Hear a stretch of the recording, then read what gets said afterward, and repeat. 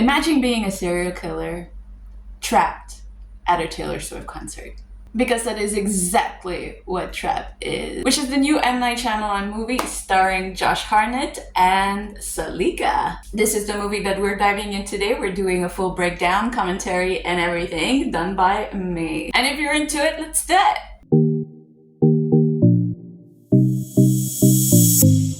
The latest film of M. Night Shyamalan has been absolutely everywhere. From the trailers to posters to people talking about it, and I was curious because even though M. Night Shyamalan might not be my favorite director, it is always somebody that I'm very intrigued about. Whenever there's a new movie about him, I am there, because obviously I was, we're always hoping for a new Sixth Sense, a new Split, an unbreakable moment, a glass moment, this. I don't know if Sign was really that great, but you know what I mean. An M. Shyamalan movie is a hit or miss. Sometimes he hits it and he hits it hard, but sometimes it's kind of a miss, if you would agree with me. Psst, psst, psst. What? I'm working. I know you're working. I just want to listen to the story or whatever. You need my comments. What? How else are you going to make this entertaining? So what are you or who are you anyway? I'm the voice, okay? The voice. The voice? What do you mean you're the voice? Yeah, I'm the person, or I'm the imaginary you that you need to have to entertain people because you couldn't find another person to have a podcast. Sad but true. Nobody's gonna fall for that. Well, I am here now. Okay, whatever, it's fine. Just let me continue in peace, okay? Listen to the story and just at least be nice. We'll see. Whatever. The cast is mainly just two people, like I said. It's Josh Hartnett and Salika. Salika happens to be M. Night Shyamalan's daughter. Yes, I throughout this thing will refer to her as Salika, not Salika Shyamalan, because in the cast thing that you see, she only puts her name as Salika. So I'm guessing she does not want to be recognized as his daughter because she wants to make a name for her own, I'm guessing. So whenever I'll refer to her, it would either be Lady Raven for the character and Salika as the actress, not as the daughter of M. Night Shyamalan, even though you know now that it is his daughter. It's his daughter? Oof. Shh. Nipple baby. Shh. The movie has a 6.2 on IMDb and a 55% on Rotten Tomato. So let's start with the breakdown. Right away we meet Josh Hartnett's character, and his name is Cooper. Cooper is a firefighter from Philadelphia, and he has come to take his teenage daughter to a Lady Raven concert. Lady Raven? Who's that? If you listen to the story I was about to tell you. Okay.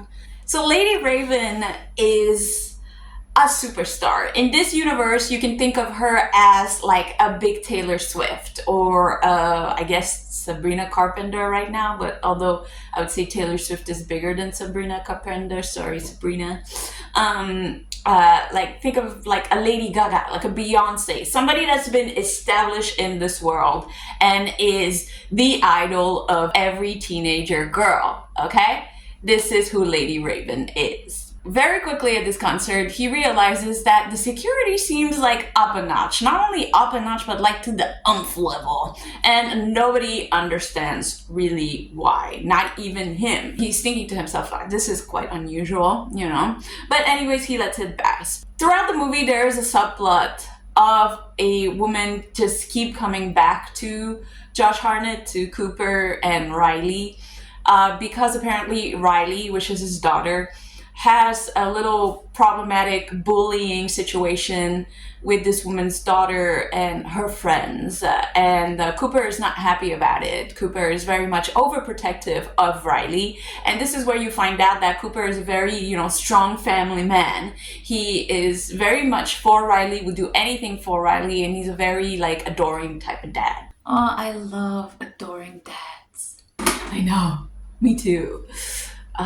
Anyways, moving along, he goes to the bathroom, and while he goes to the bathroom, he checks on his phone.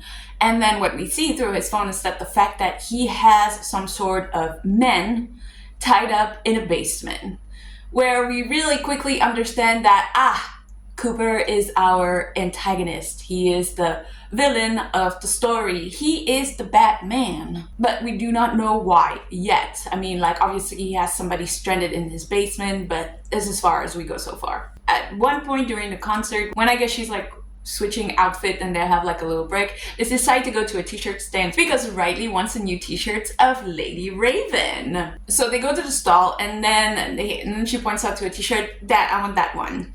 And then one brat that is right next to her is like, no, I want the same one. I was here first. I was standing here first. And Cooper, being the dad, looks at Riley and says, hey, let her have it. We'll come back and we'll find another place. I'm sure we can find the exact same t-shirt, just in another stand. Riley understands, shrugs it off, and, lets the girl have it. The seller in the booth is like, oh my God, you're such a nice, respectable family. Like, a lot of people would not have reacted the same way. Meet me back in 10 minutes. I think I got some in the back, and I'll just get some for you, right?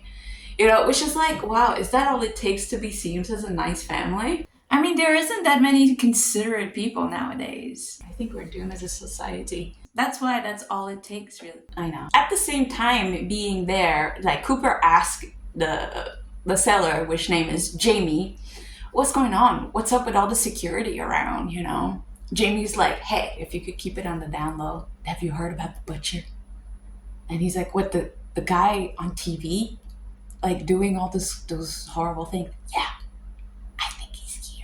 Well, not I, but they think he's here. And this is a trap. They're going to get him today. Don't tell them I told you, okay? Come back in 10 and I got you for the t-shirt. Of course, Cooper understands this and is a bit shocked. He's like, how did they trace me here?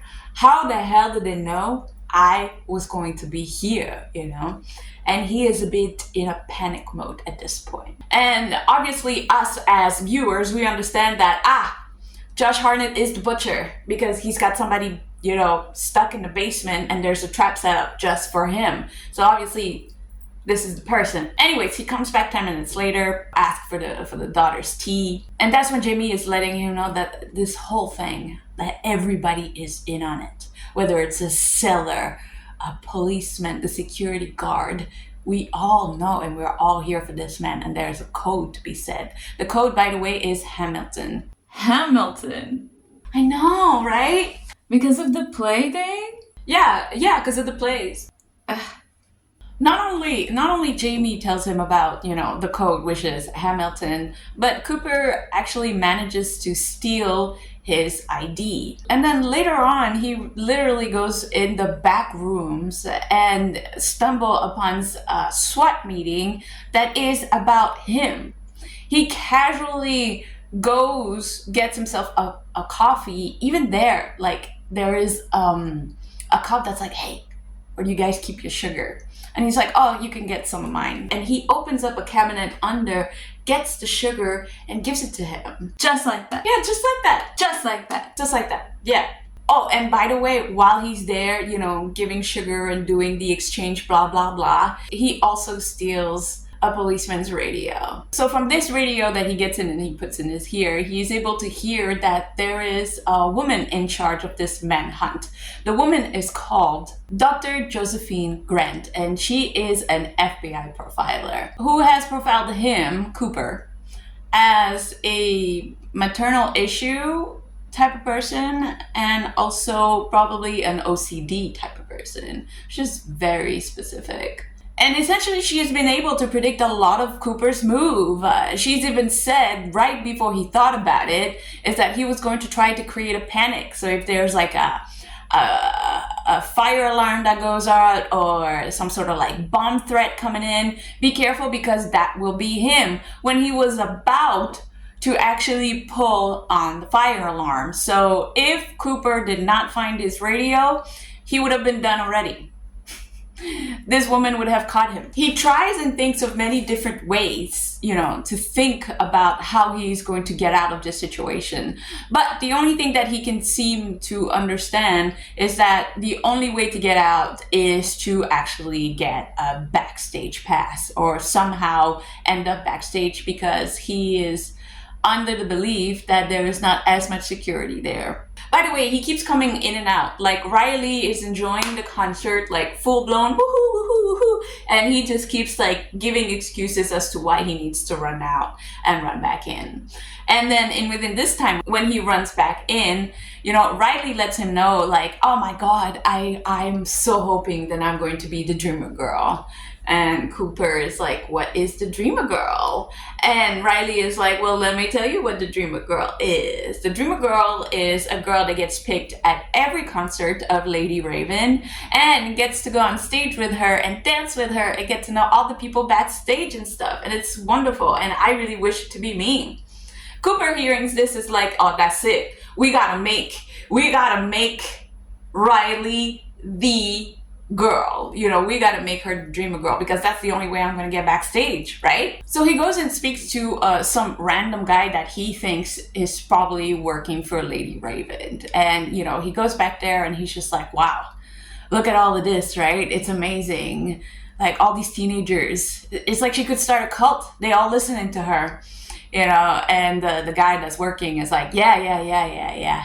And Cooper's like, well, I imagine you're working for her, right? And of course, this character is M.Night Shyamalan himself, because if you know, and if you watch a lot of M.Night Shyamalan's movie, you know that he always makes a cameo in all of his movies. Just like Hitchcock. Who's Hitchcock? You don't know who Hitchcock is? Huh? Really? Birds? Marnie? Who? Carrie? Are you talking about Sex in the City? No, not Sex in the City. He's just a famous director that was always in his movies, just like M. Shyamalan. This character tells Cooper, actually, I am her uncle. I am the uncle on her mom's side. And yeah, we're so proud of her. You're the uncle? Oh my God, that's amazing. I have a little one. This is Riley over there. The one that's cheering more than everybody. Oh, we're so lucky that she's still here. I mean, after her battle with leukemia, things have been really, really tough. We're just so happy that, like, she feels better now and that, her life has just changed. And she loves Lady Raven so much. The uncle hearing all of this is like, oh, wow. And of course, Riley gets picked to be the dreamer girl because the uncle, heard the sad story and was like, okay, we're going to pick her. Of course, Riley getting picked makes her super excited.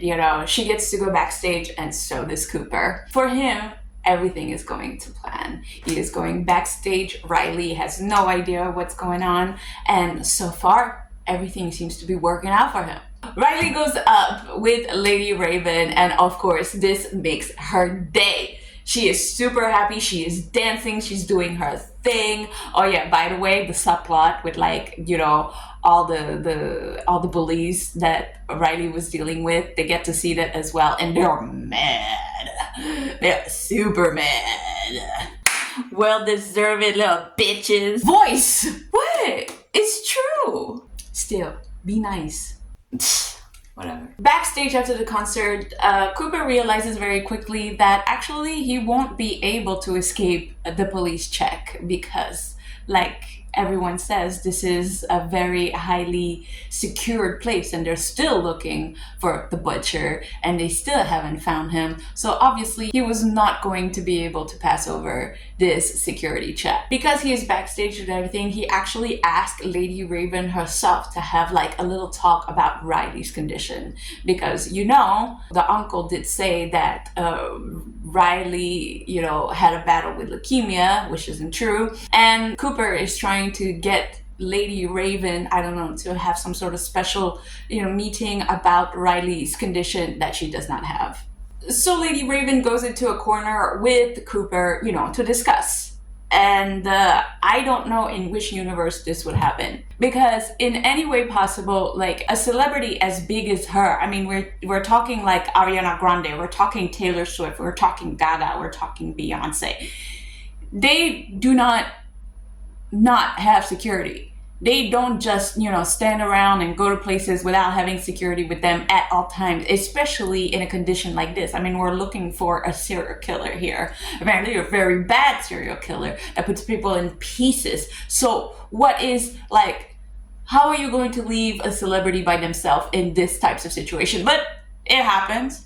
They go inside a room, and Cooper is there, and he's laughing, and he's like, oh, thank you so much, everything that you've done for Riley. Riley is so happy to be here. And Lady Raven is like, oh my god, I feel so close to her. She's so sweet. By the way, while he's being backstage, Riley and Cooper meets one of the featured singers that is there, and he is called The Thanker. And apparently he is the one who gave Lady Raven her big break, But then once he's backstage, he says hi to Riley, because Riley gets to meet all of the features, But he's especially very interested in Cooper and lets him know by doing several signals. That was hilarious. Once he's in with the room with Lady Raven, that's when Cooper lets her know that, well, I think that you guys have been looking for me.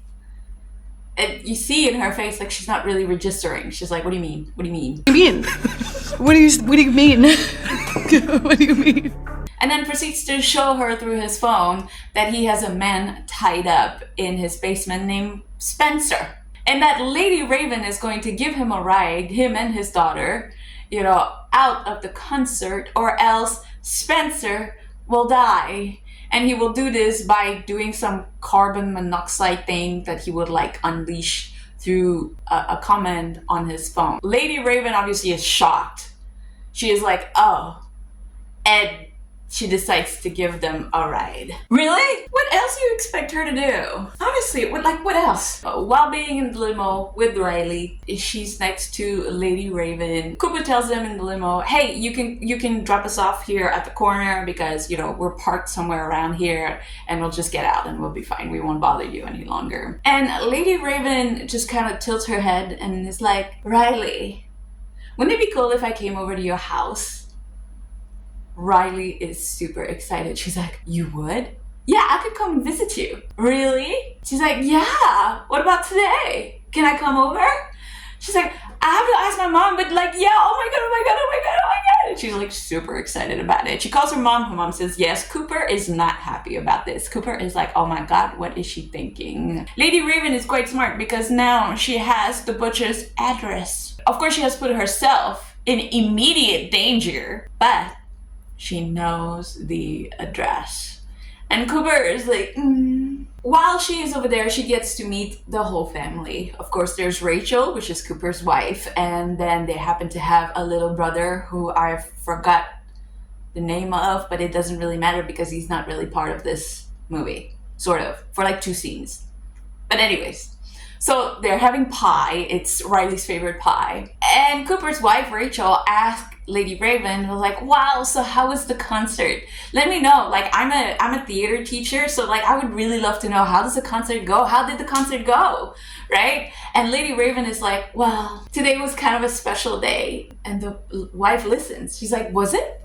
It's like, yes. There was some information leaked by the police that the butcher might be at my concert. Have you heard of the butcher, Rachel? And she's like, oh, the crazy guy that's killing everyone online? She's like, yeah. The police had some information by a ticket that was left behind in a home that supposedly was owned by the butcher. This home was anonymously tipped to the police, and over there they found the ticket. And the ticket was for my concert, so obviously we knew that he was going to be there, and we hyped up security for that. Cooper, being very frustrated and mad about this situation and this whole conversation that's going on, interrupts Lady Raven and says, hey, I understand that you're a very busy person. If you need to leave, you don't have to stay because of us. Please, do what you need to do, Maybe, you feel like you need to leave. Basically trying to whoosh her out of the scenario, trying to kick her out of the house, Lady Raven is thinking very quickly on her feet and says to Riley, oh my god, I see that you have a piano. How about a little song? Do you want me to play a little bit for you? Riley's face is on the floor, okay? She's like, oh my god, yes, play for me. Yes, so they both go to the piano. They sit next to each other, and Lady Raven starts to play the piano and sing. She sounds wonderful, by the way. You know, she seems that she is able to play and that she has a beautiful singing voice. She really does. Of course, to catch this magical moment, Cooper comes close to the piano and starts recording them, making a video of Lady Raven and Riley playing together, because he's thinking, because he's an adoring dad, that, you know, this is going to be a memory that they're going to want to have. And then Lady Raven all of a sudden turns to Riley and be like, oh my god, this was beautiful. You know what? We should take a selfie together. And she's like, oh, my phone. And it quickly snatches Cooper's phone to take a selfie. Very, very smart. And then very quickly after excuses herself and locks herself in the bedroom with not only her phone, but with Cooper's phone. Badass. That is so ballsy. I love it. I know, right? Would you have done this? No. Yeah, me neither. Of course, Cooper at this point is furious. The man is fuming behind the door. And Lady Raven is thinking quickly. She somehow, because I guess the phone was already open because he was taking a video, is able to reach Spencer, which is the guy tied up in the basement, right? And she's like, hey, quickly, tell me what it is that you remember. Did you see anything? Do you see anything around you that would help me find you? And he's like, on the way here, I saw a broken statue of a lion somewhere, like in a park or something. Oh, and the door, the front door is blue. The front door is blue. Lady Raven is like, all right, hold on tight. I'm gonna get you out, okay? I'm gonna get you out. Cooper is still at the door, pounding. Hey, I want my phone. Who are you talking to? What is going on? Meanwhile, Rachel and Riley, not understanding what's happening, are yelling at Cooper, being like, what the fuck are you doing? Why can't you just leave Lady Raven alone? Lady Raven at this point goes very quickly onto her own phone and opens up her live. And she goes on and keeps telling all of her fans, who are very, very scared for her, that, listen, there's a man trapped in a basement somewhere and we can help him. Do you know anywhere where there's like a broken statue where you live, like near a park or a residential or something? And close to that statue, there should be a street with a blue door. Do you guys know? And a lot of people are like, yeah, I seen broken lions, but I don't know about the blue door. I've seen the blue door, but I haven't seen the broken lion. She's like, come on, quickly guys. We really need to act fast. And then one girl replies, she's like, I know where this is. And she's like, please, go get an adult and tell people there's a guy there tied up in a basement. The girl responds, I'll go get my uncle. And that's all we know. Cooper, after all of this, managed to open the door. And when he opens the door, I don't know why, but Riley and Rachel aren't there anymore. So the first thing that Lady Raven says is, where is your family? And he does not respond to that. Which, what happened to the family? This, like, also, but whatever. He ask for his phone. He's like, can I get my phone back, please? Looks at his phone and then looks at Spencer, the guy that's tied up. And Spencer's gone. And he looks at his phone and he's like, how'd you do that? And Lady Raven is like, yeah, whatever. Like, I'm smart like that. She did not say that in the movie, okay? And he's taking Lady Raven as his hostage, obviously. As he opens up his garage door, he sees that his family, who has been somewhere where we don't know, is standing right in front of him. The son, the wife, and Riley. And they're like, what's going on, Dad? What you doing? What's happening? And he's trying to tell them, like, out of the way. And this is where somehow there is an exchange that's happening between his family and Cooper. And Lady Raven slowly tries to get out of the car. And this is like the slowest escape I've ever seen. Like, if I was in the situation, I would have been bam. But no, this bitch is like, I'm gonna take my... You said bitch. Anyway, she gets out of the car real slow, okay? At this point, she is with the family and they're waiting outside. Cooper is giving some last minute advice, as in like, hey, remember that on Tuesday water's coming, and pay the bills for this, and hey buddy, that game, you know, I'm gonna be there.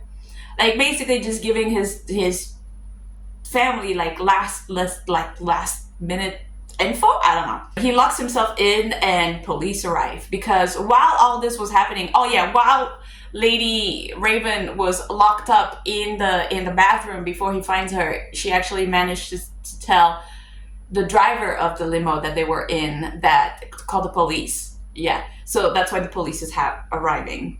So the police is there, and Cooper is inside the house, cool as a cucumber. He's just doing a few chores. He's just like, you know, getting things together, making sure that everything is neat. And meanwhile that's happening, Raven is in her car. You know, she made sure that Riley and Rachel, the wife and the kid, was safe. And she's on her merry way. She's like, I did what I had to do. I'm a bad bitch. I'm gonna get it out of here. And she tells the driver, let's go. And the driver says, yeah, mom. And the driver leaves. Back to the situation in the house with Cooper. SWAT runs in, guns blazing. Where are you? Where are you? Where are you? Where are you? They can't find him anywhere. Turns out he had it trapped under the kitchen sink that led to the neighbor's yard. And can we guess where he is? Can we guess where he is? He is in the limo with Lady Raven. He basically yeeted the driver and took his place. He decides to cuff her and basically try to drive out, telling her what he's planning to do with her, which is absolutely terrifying. While he's driving, scared, he gets stopped by a red light with quite a lot of traffic. And then people started to recognize that, hey, this is Lady Raven's limo, and we're going to surround it. While that is happening, she finds out that she's a little bit loose, so she can actually open the window. Through the window, she's like, help me. And then the people see her and they're like, oh my God, it is her. We gotta help her. So they surround the car. At the same point that they surround the car and started thinking, what is happening? She needs help. What do we do? Cops arrive again. Now this time, I have no idea how they found out. But I guess Dr. Josephine has like spider senses that was like tingling. And she was like, oh my God, he must be with Lady Raven. And anyways, they show up, they surrounded the car. Lady Raven is able to free herself from the cuff and get out of the car. And as they surrounded the car, they bust it with bullets. Full on, like, the guy is done for. Obviously, the guy is done for. But is he really? Well, obviously not, because he manages to get out. How? I have no idea. So now, we're focusing on Rachel. Rachel is back at the house. Do we know why? We don't know. But the kids aren't there. They're the sisters. And why would she be at her house alone while, you know, her husband, non-serial killer, is still loose? No idea.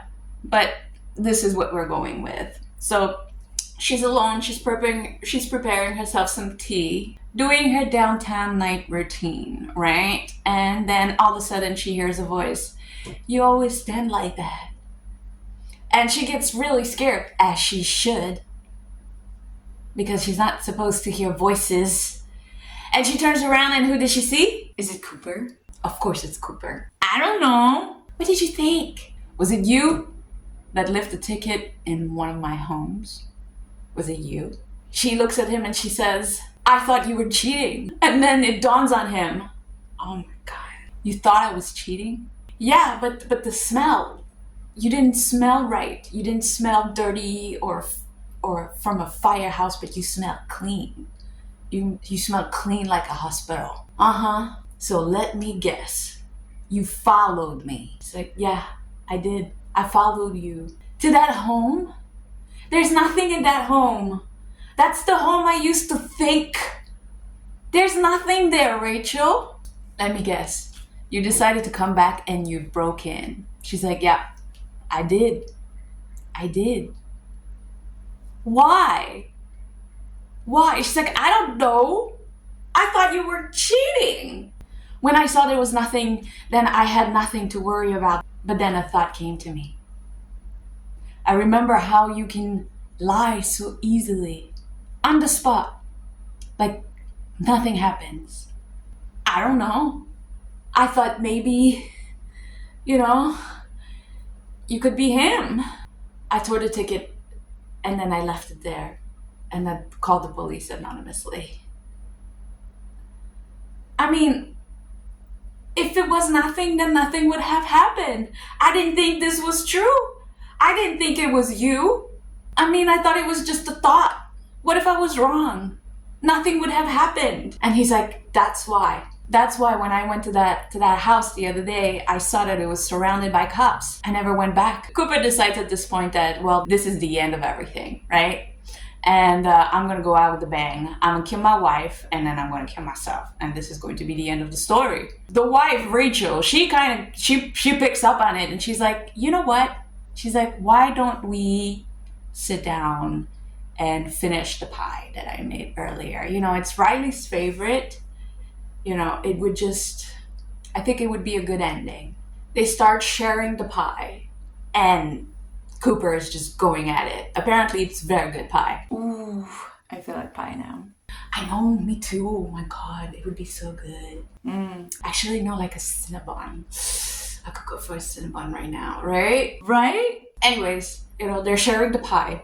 And while that is happening, Cooper is just telling Rachel how angry he is, how disappointed he is, how he's never felt this level of anger before, how he has so much contempt for her, for what she did.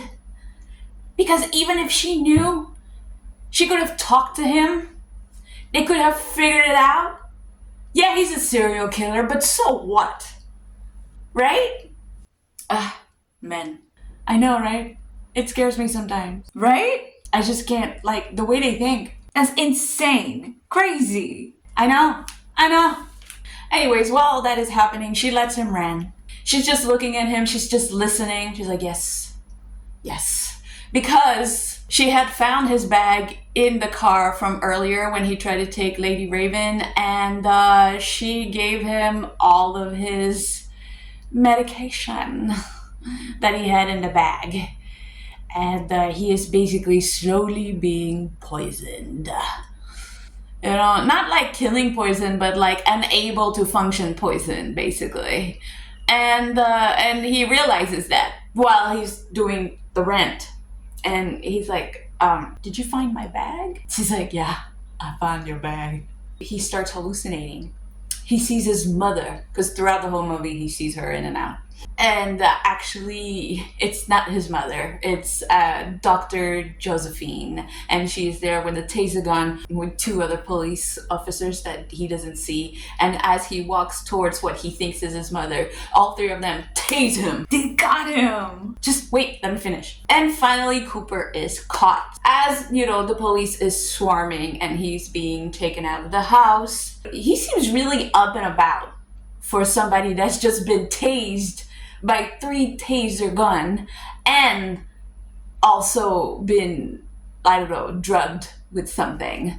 He seems very clear-minded when all of this is happening. But anyways, he's being taken out. He sees from far away that Riley is coming towards him, which I don't know how she got there. I think the police came, you know, and got her. But anyways, she runs towards him and he open arms just hugs her, you know, which I don't understand. Like, he's a serial killer, he's handcuffed, it took you a long time to get him. Why are you letting him hug somebody? They let him hug her? Yeah, I know. But wait, it gets worse. As he hugs Riley, he goes down because, you know, he's got the OCD thing and he wants to lift up a bike that's been, like, you know, on the floor. And he just, you know, and he does that casually. They let him do it. What? Yeah.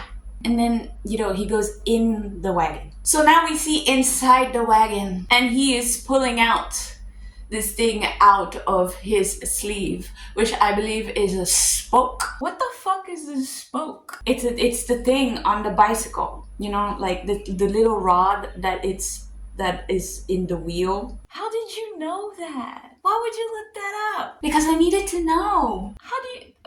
People don't care. Anyways, so he takes out this spoke and he bends it and he opens his cuff. And even though there's nobody in the wagon with him, which why? He laughs maniacally with a really big smile on his face, and that is when the movie ends. Ooh, there's gonna be a second one. I know there's gonna be a second one. I mean, it seems like an ending that could be like, oh, there might be a second one. But we never know, because M. Night Shyamalan does not tell us, you know, these things. I mean, Unbreakable, Split, and Glass was obviously a trilogy, but we did not know that. We only kind of found out by the end of Split. And then Glass, and we were like, oh, you know, so there could be like some sort of like wink of this movie in another movie of his. You know, M. Night Shyamalan is a bit like, he's colorful like that. You know, he does things. It's M. Night. That's what he does. All right, so let's move on to the things that I thought of the movie. So what I thought of the movie is, no, not you. So as I was saying, my thought on the movie is that it was all right. It was all right. It's just, okay, so the first half of the movie, it's kind of like him realizing that he's fucked. And he's like, oh shit, I need to get the fuck out of here somehow without telling Riley. And that's basically the half of the movie where you're like, oh, okay, so there's just going to be a lot of like weird music of like a person I don't know of, and him realizing that he's messed up. You know, it gets more interesting as like Lady Raven gets involved. Also, like, yeah, there's a part of me that feels like M. Night Shyamalan, you know, saw that Salika had some sort of like talent when it comes to singing, and was like, you know what, you're going to become a singer and I'm going to make a movie around your album so that you have a name for yourself. Which screams out, nipple baby. I did not say it. But at the same time, like, I can understand why. I mean, I know that I was told that this movie was inspired by Operation Flagship, if I may remember correctly, which was an operation that was done, I think, in the 80s, where like some people could win like the Redskin game against the Bengals, like a Super Bowl ticket, and they used that to their advantage to be able to like catch 101 suspects or killers or bad people. So, you know, being like, oh, you got an album and we can make that a concert and we'll trap people with it.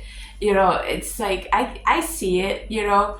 I am loving that Josh Hartnett is making a comeback. I mean, Oppenheimer, Trap, did a Mirror episode, which I did not recognize him. That was the first time I re-saw him after 10 years, and I was like,